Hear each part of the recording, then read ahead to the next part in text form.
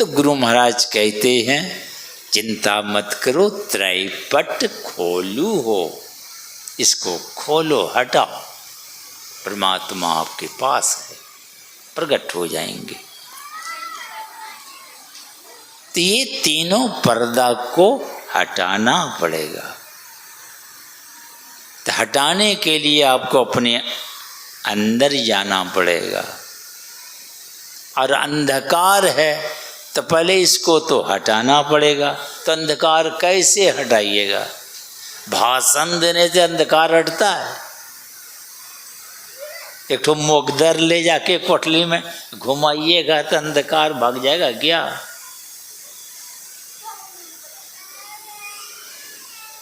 दो चार पहलवान घुसा दीजिए कि मार घुसा मार के निकाल दो, नहीं। बत्ती जलाइए, बत्ती जलते अंधकार फरार हो जाएगा। अगर बुलाना है अंधकार को तो कोई निमंत्रण कार्ड नहीं भेजना पड़ेगा, बत्ती बुझा दीजिए अपने आ जाएगा, बत्ती जलाइए अपने भाग जाएगा। सीधी सी बात है।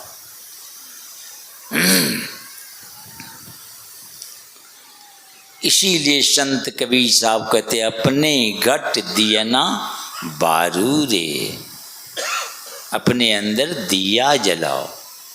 नाम का तेल मंत्र जप करते हैं, ये तेल हुआ भरना। और आप ऐसे बैठे हैं, ये हुआ आपका ढिबरी लालटेन जो कहिए, जप कर रहे हैं, ये तेल भरना हुआ। अब बत्ती सूरत की बाती, बत्ती को कहाँ रखना पड़ेगा? तेल में न डुबाना पड़ेगा आपको। मगर हमारी बत्ती कहाँ झुलती है? लालटेन में तेल भर दीजिए, बत्ती बाहर झुला दीजिए तो जलेगी।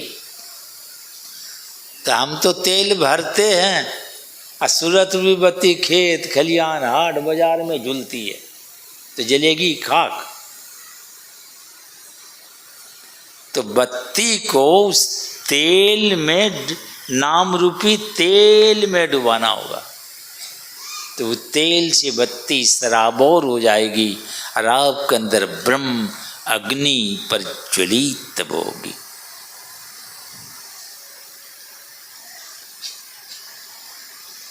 तो अपने अंदर प्रकाश प्रकट करना पड़ेगा। यही दोनों दृष्टि, दाईं और बाईं, ये गर्म धार है, ये ठंडी धार है, ये सूर्य नाड़ी है, ये चंद्र नाड़ी है। इस बिजली में भी दो तार है, ठंडा और गर्म तार, मिलाते हैं तो बल्ब जल जाता। उसी तरह आप भी मिलाएंगे, आपके अंदर भी प्रकाश हो जाएगा। तो प्रकाश होगा तो पता चलने लगेगा।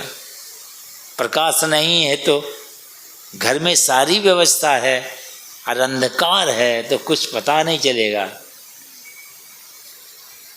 तो अंदर में जब प्रकाश प्रकट होगा तो फिर सारा खेल पता चलेगा।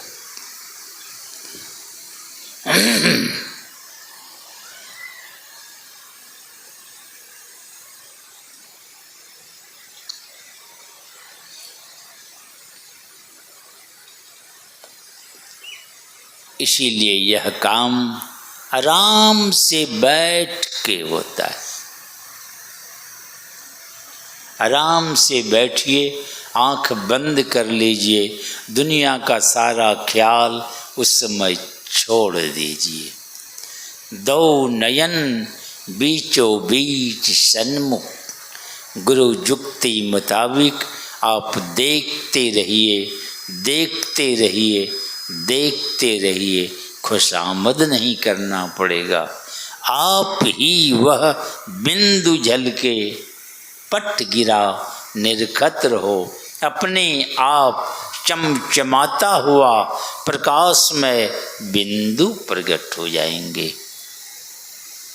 वही प्रकाश में बिंदु, बिंदु राह से आप निकलिएगा गुरु महाराज कहते हैं वही बहादुर है।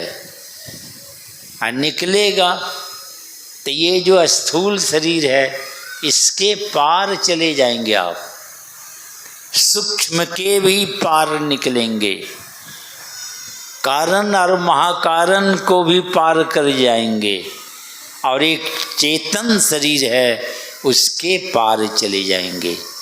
तो गुरु महाराज कहते यही पार गमन ही सार भक्ति है। लो यही ही में धार, इस बात को हृदय में धारण कर लो, बाकी सब भूसा है भूसा।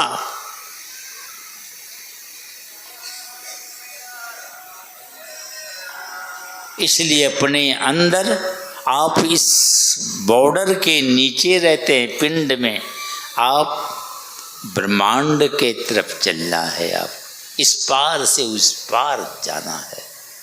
वही कहते पार गमन ही सार भक्ति है। उस परमात्मा का दर्शन होगा आपको।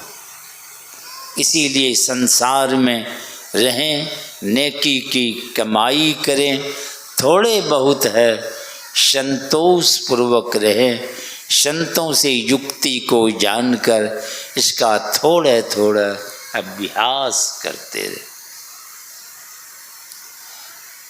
नाक मत धुनिए, कैसी भी परिस्थिति है उसी में रहिए, उसी में काम बनाइए आप। बहुत लोग आते हैं, बाबा पति हमारे ऐसे, पत्नी इस तरह की है, माने परेशान है सब अपने अपने परिस्थिति से, बहुत तरह की समस्या। जो भी है आपने जैसा किया है वैसे ही परिस्थिति में आपका आना हुआ है। भाई परिस्थिति बदलेगी कैसे? ये परमात्मा का ध्यान से बदलेगा। इसीलिए भगवान कृष्ण कहते हैं मरेगा ना तो श्रीमान कुल घर में जन्म होगा, तो परिस्थिति बदलेगी। मरने के बाद स्वर्ग की बात भी कहते हैं भगवान, वहाँ से लौटोगे तो यहाँ श्रीमान कुल घर में जन्म होगा, दोनों हाथ में लड्डू, और साधना में बढ़ते हुए अंत में अनंत परमात्मा जिनका सुख भी अनंत है, ना उस सुख का अंत होता है, ना कभी दुख का मुंह देखना पड़ेगा। तो परिस्थिति कैसी भी हो उसी में रह के काम करना है। संत तुकाराम जी महाराज बड़े सरल स्वभाव के, जो आ जाए हाथ पसारते है तो दे ही देते थे। एक दिन ऐसा हुआ घर में खाने का कुछ नहीं, पत्नी तमक कर गुस्सा के मारी आई, कहने लगे जो आता है ले जाओ ले जाओ, आज ये तो पता चलेगा कुछ नहीं है घर में खाने का, भूखे रहिए। ये भोले भाले चुपचाप सुन रहे। पत्नी गुस्सा के कहते जाइए खेत गन्ना काट के ले आइए, वही चूस के रात काटिएगा।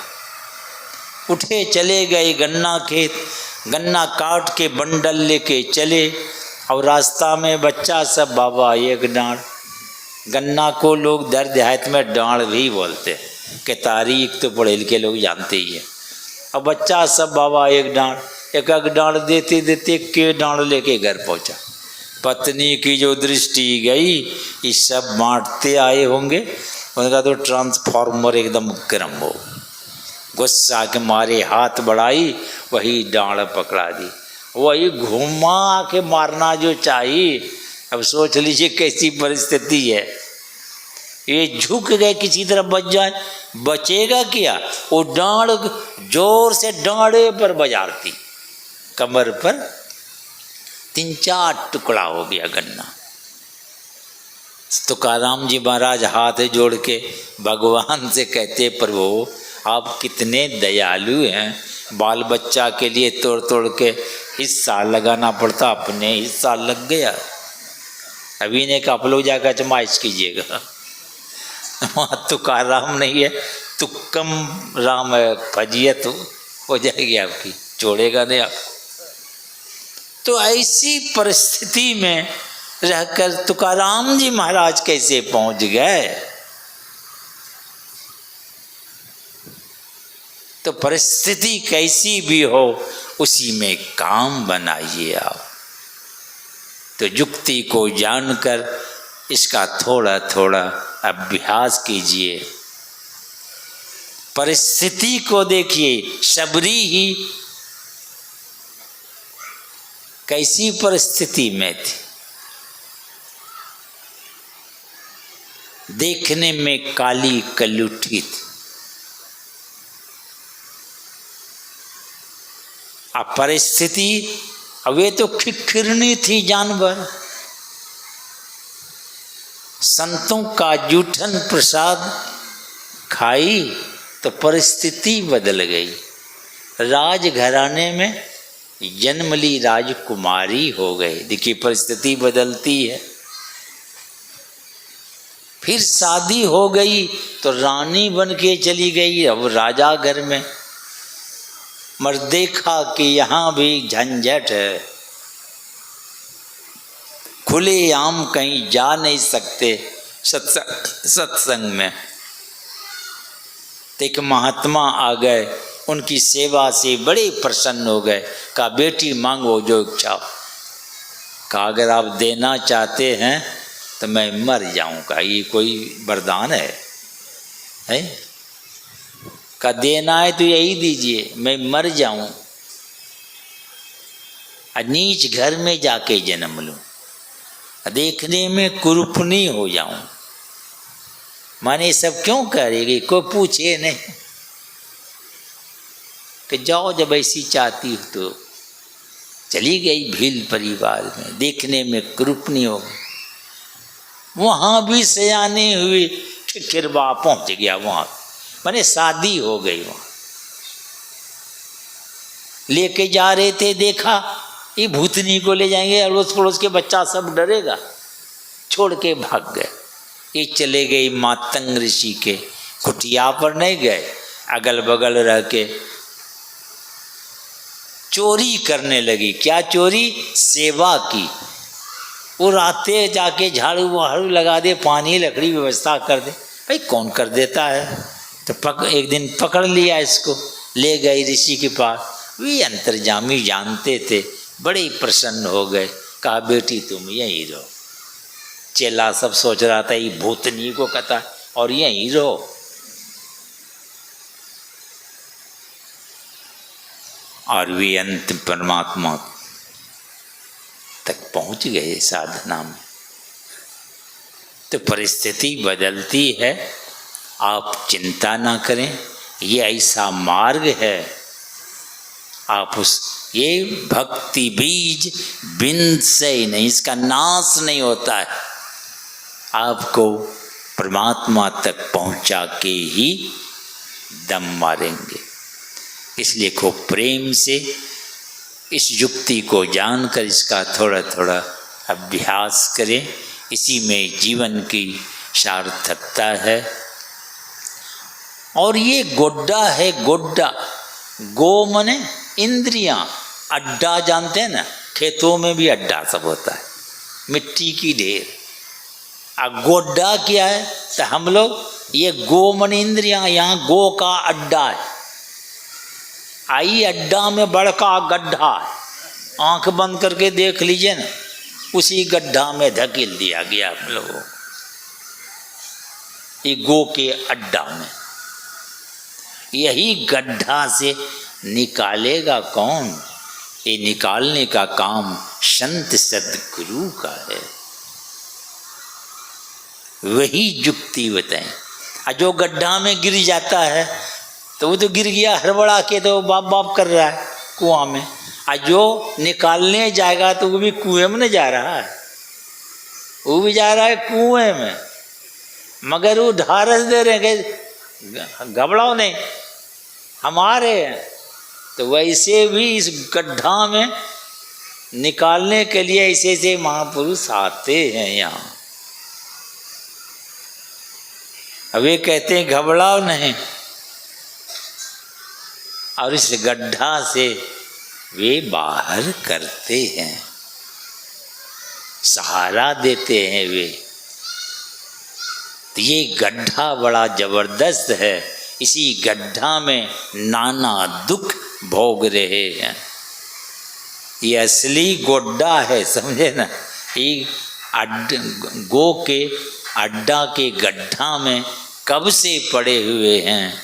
इस गड्ढा से निकलने की युक्ति संतों के पास है, इसलिए इस युक्ति को जानकर अपने जीवन को सार्थक सफल करें।